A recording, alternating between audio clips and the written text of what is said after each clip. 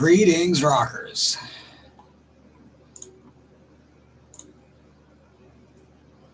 and whoever might be watching live or in replays. Hang on a second.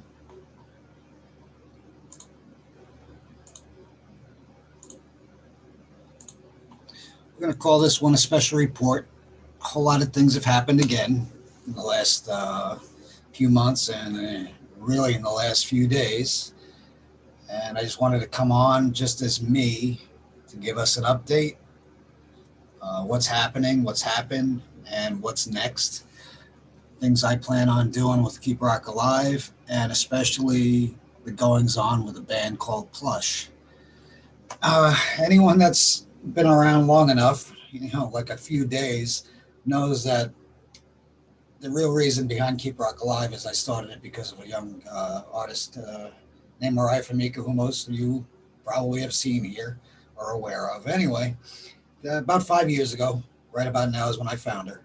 Long story short is I think what I'm here to do is gloat and give myself a pat on the back, because if nothing else, when it comes to rock and roll, I know talent, and all I got to do is hear it once. I get a lot of music sent to me to play on KRA, and I usually know within the first 5 to 10 seconds whether it's something I should play, post, or not. It's either rock and roll or it's not rock and roll. It either sounds good or it doesn't sound good. Sometimes it sounds good, but the production isn't great. We've been through all this. But I know within a few bars of if it's a decent rock song, if people want to hear it. Even if it's something that I don't like personally, I can tell that it's something other people might like. But the first time I heard Mariah, I knew. She was 15 years ago old at the time, and I heard this kid. And again, my involvement in music before that and up to that point was nil. I was a fan, played in some bands, and that was it. Consuming music, love rock and roll, everything about it, front to back.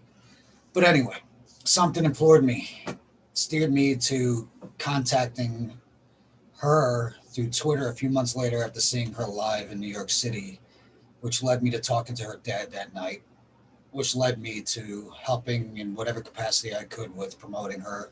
They were doing this all on their own.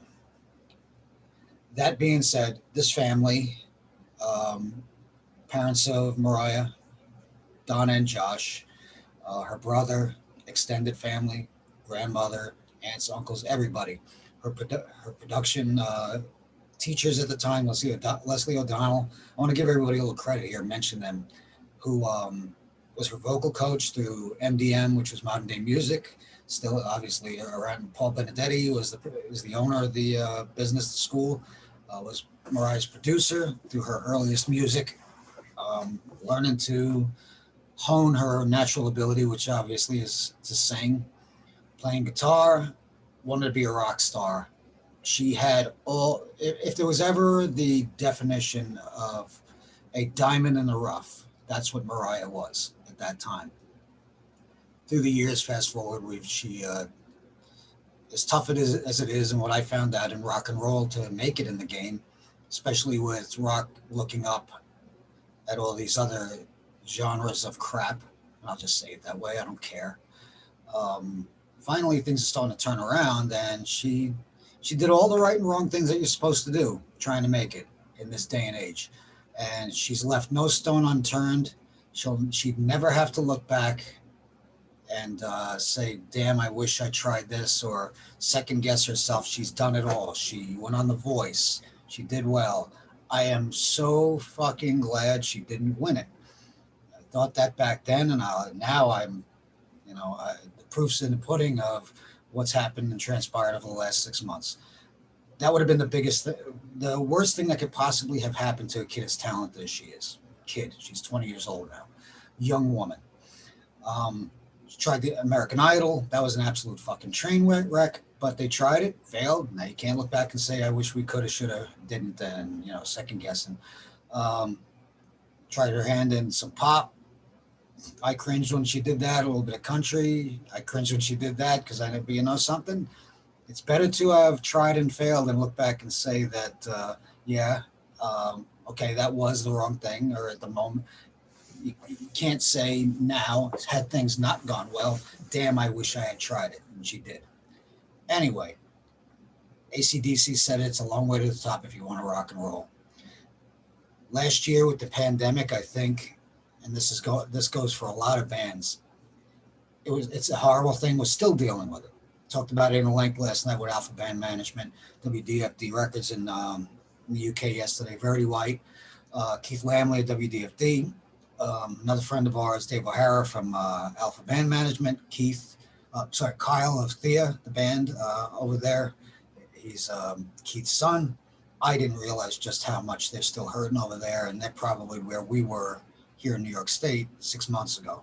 So people are still fighting for survival in this business, in music and rock and roll around the world. Not everything is equal yet, and it doesn't look like it's going to be for at least a little while. We're even having a couple of hiccups here again as of today in New York, so God knows what's coming next.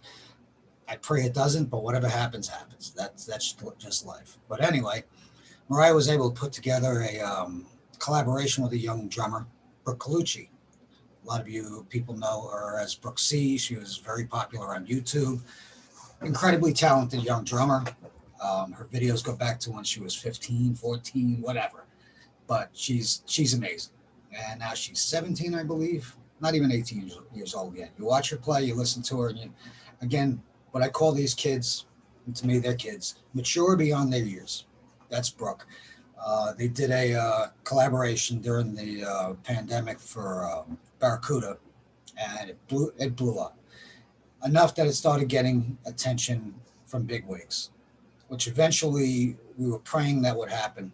And again, like I said, her family, especially Josh, her dad, and her mom, Donna, have leveraged everything to make sure that Moriah had every opportunity to be successful in music. They would do whatever they had to get her to where she had to be, to do whatever that she had to do.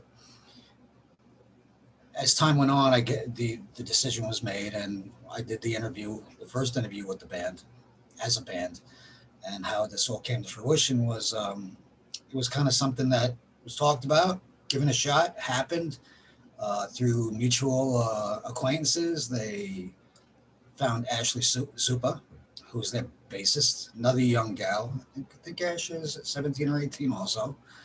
Her dad is Mike Supa, guitarist, well-known in the game, played with a lot of well-known bands.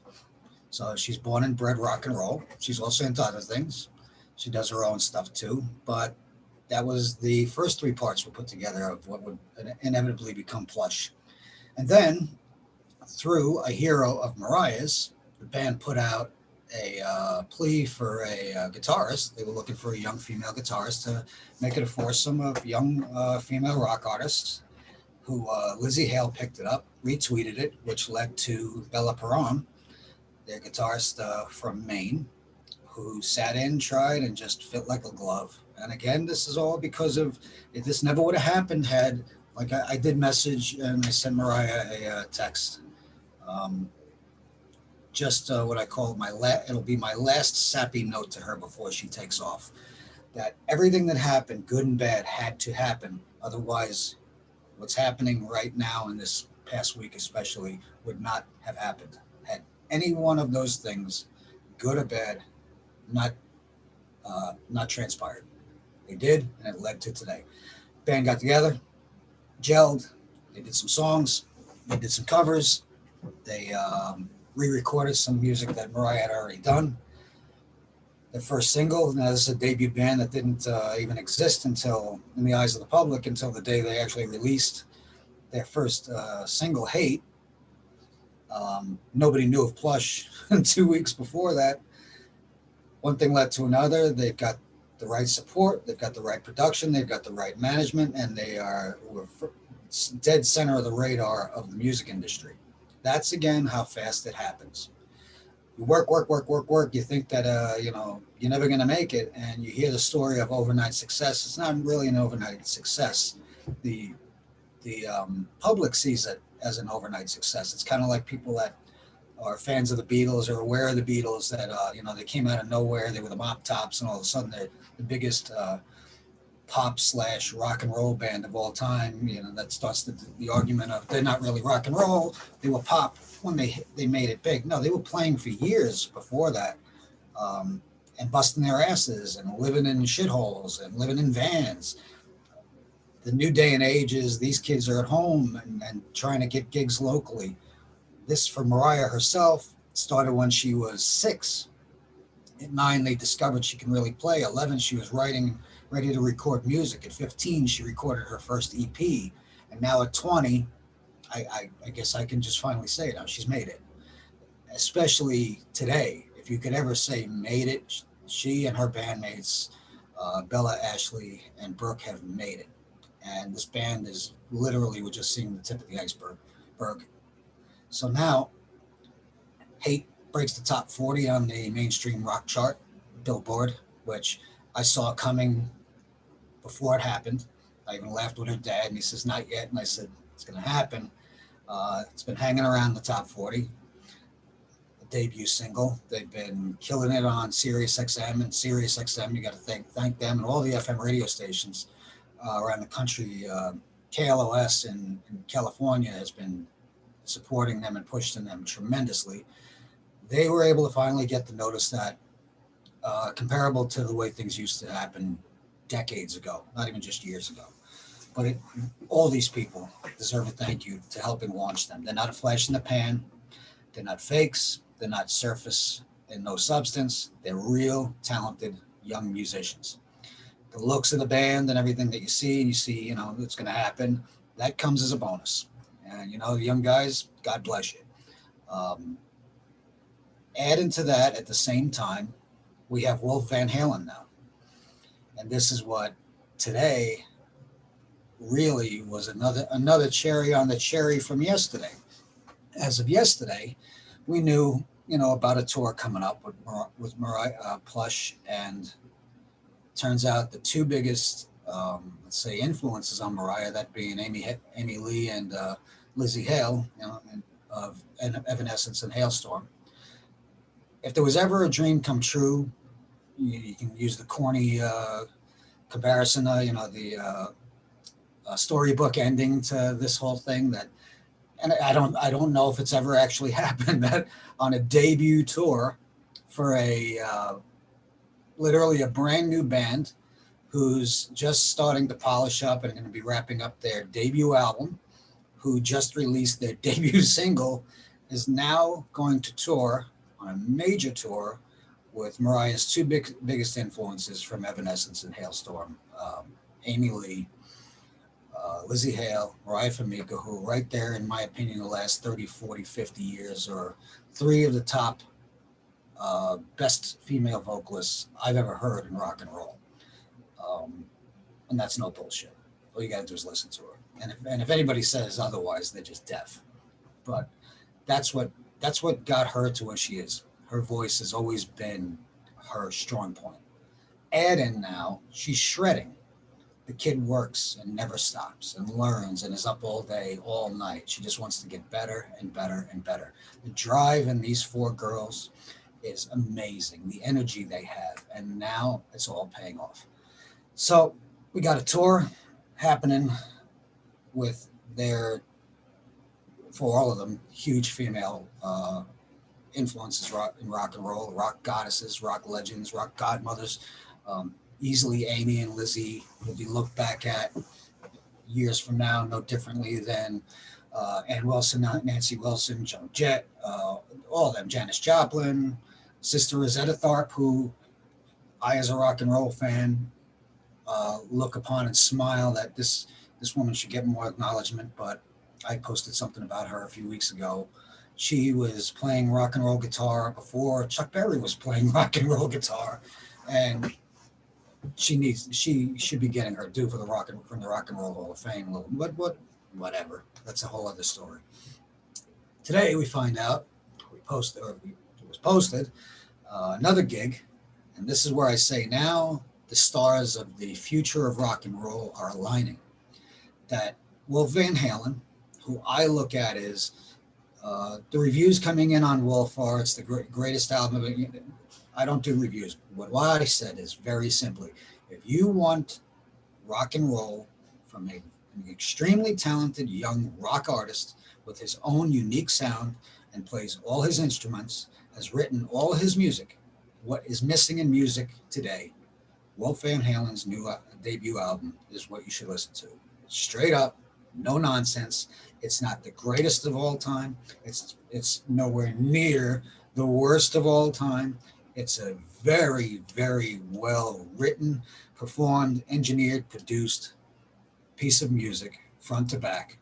And if you love rock and roll, from a kid that you probably never heard until last year, like everybody else, let's set aside his family and where he comes from.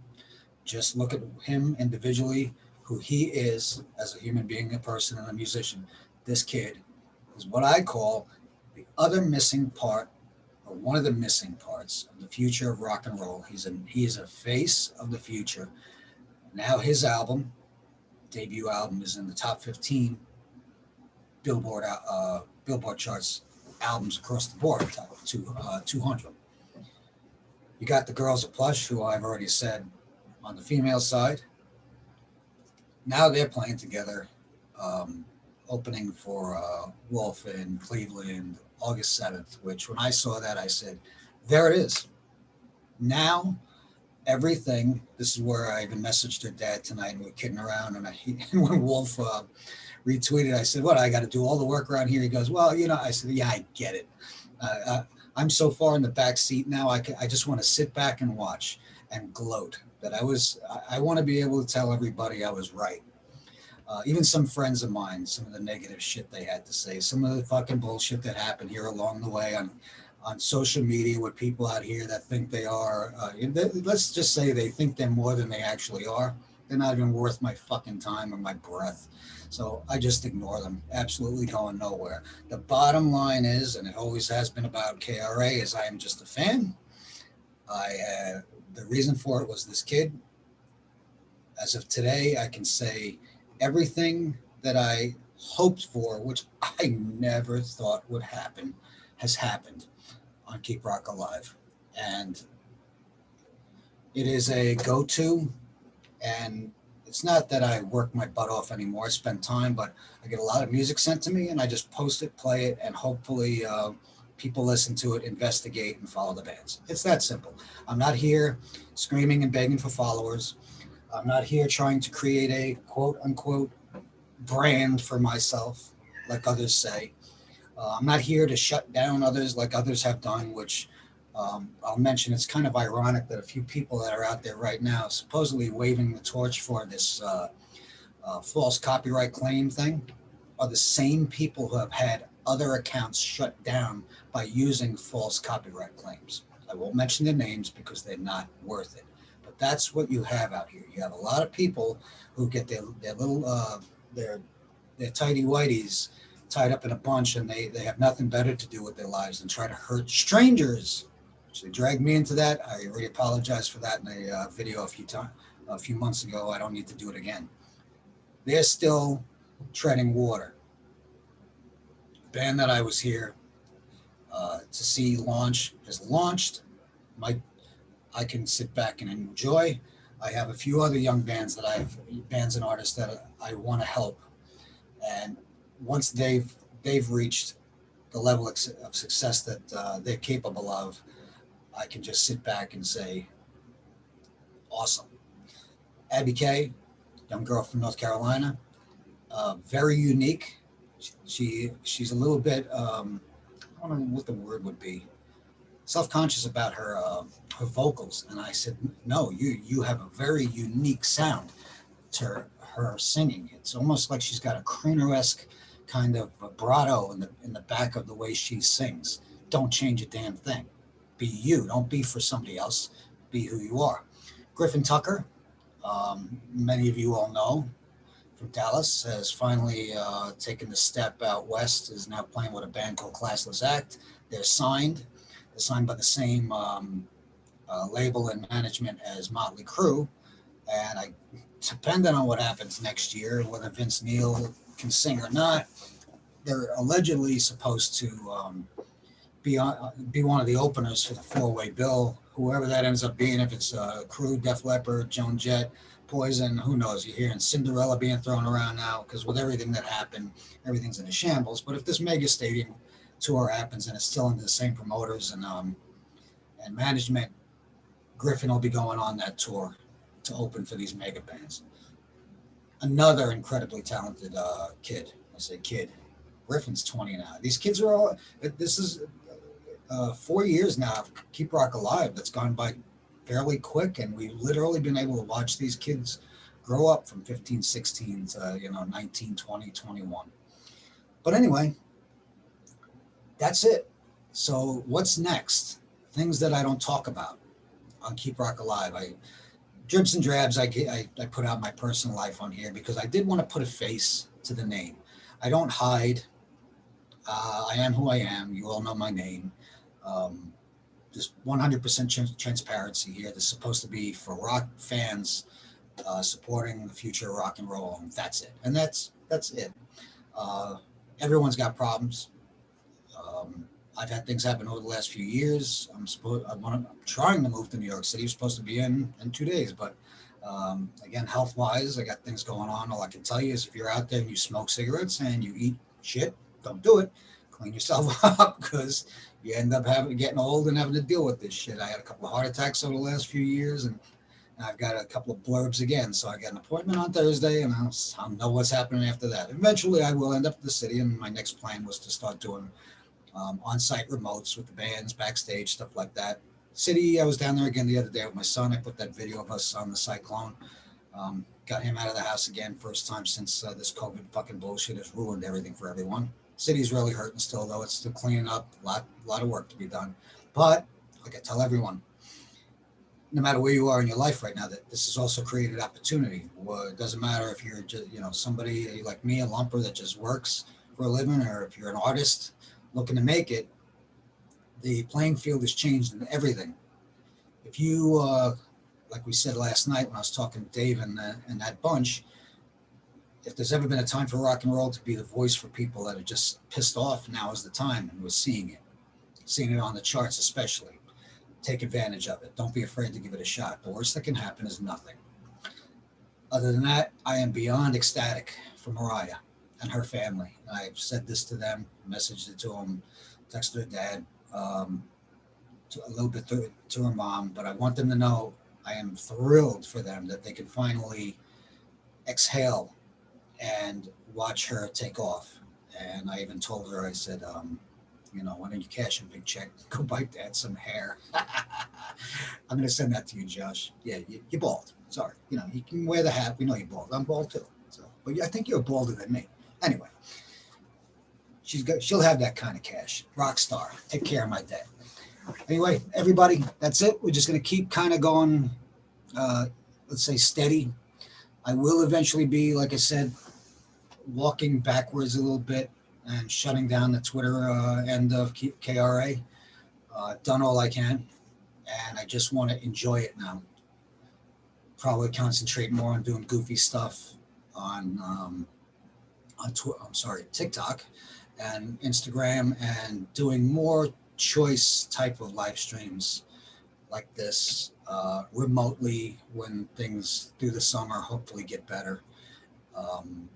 Just talking directly to bands, and I think everyone now is in so much of a better position that people, rather than us begging people to listen to rock and roll, they are actively seeking it.